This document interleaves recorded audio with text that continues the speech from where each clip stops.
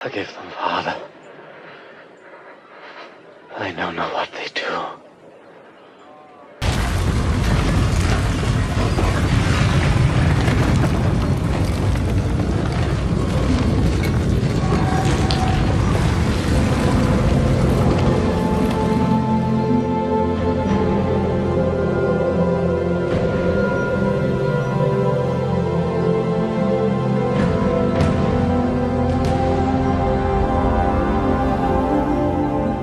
Holy Saturday, which is the day that, everyone remembers Good Friday, everyone remembers Easter Sunday, but somewhere along the way, it seems as though we've lost our connection to Holy Saturday and the importance that this plays in the Passion of the Christ, because people think that the Passion of the Christ ends with Christ's death. Not so. There was actually a mission, believe it or not, to the gates of Hades itself, where Christ descended low to bring forward the souls that were left in limbo, and also for what's called the harrowing of hell, where he tormented the devil, tormented the demons. And we're speaking with author Joshua Lysek. Joshua, there's a line in Aquinas where is in the Summa Theologica, where he's discussing this 800 years ago, and he says that this would have been a cosmic event, because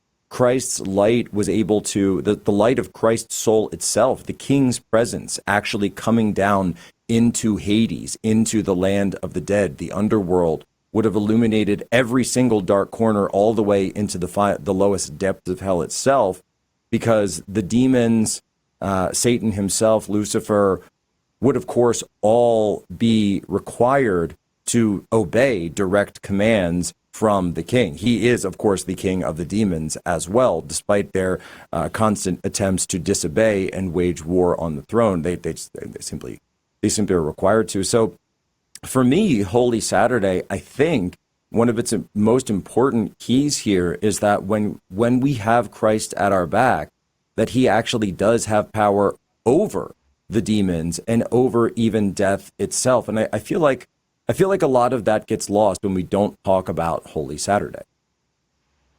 Yes, that's right. And it is a continual inversion of what we like to think of in terms of a hierarchy. And this is one of the most profound aspects of the story of Jesus Christ as the King of Kings, is that when we think of a king in a traditional sense, it's the top dog, it's the chief, it's the leader, it's the boss of all the bosses. It's the person who thumbs up or thumbs down like a Roman emperor can decide the fate and can take great pleasure from immense suffering. This is sort of traditional king sort of a character, a humility-free zone.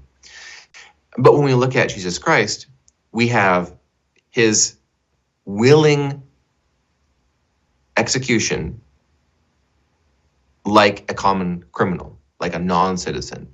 We have the crown of thorns. We have the inversion of what pillaging means. To take and to steal, it is rather a restoration, or it's a returning. So many of the events that happen during Holy Week and then leading up to the crucifixion, and the resurrection, so on and so forth, is Jesus doing the opposite of what a king is supposed to do. It is a king being, instead of the chief, it is Jesus Christ, the King of Kings, being the chief servant to his followers and to his apostles. And this is why I believe the image of the crucifix in the Catholic tradition and the icons of the Eastern Orthodox tradition are so essential. And I grieve for all of the Protestants and all the evangelicals across this country and across the world who, in their worship and in their daily meditations and practices, simply have the image of, let's say, a plain and generic cross symbol versus that which is the crucifix, which is the image of the King of Kings willingly humbling himself to the most radical extent that the highest could possibly do, which is becoming the lowest, and then going even lower than death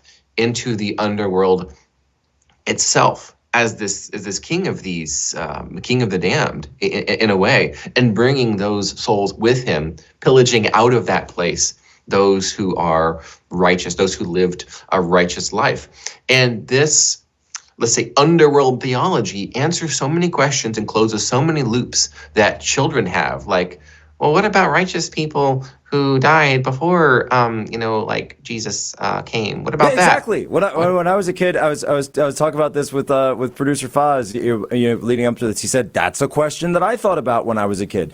It's a question that I personally thought about. What happened to them? Where were they? Were they just in some cosmic, waiting room? And kind of, yeah, actually. So these are questions, by the way, that go back to the earliest days of the church. And Aquinas was extrapolating on this 800 years, 8 centuries ago.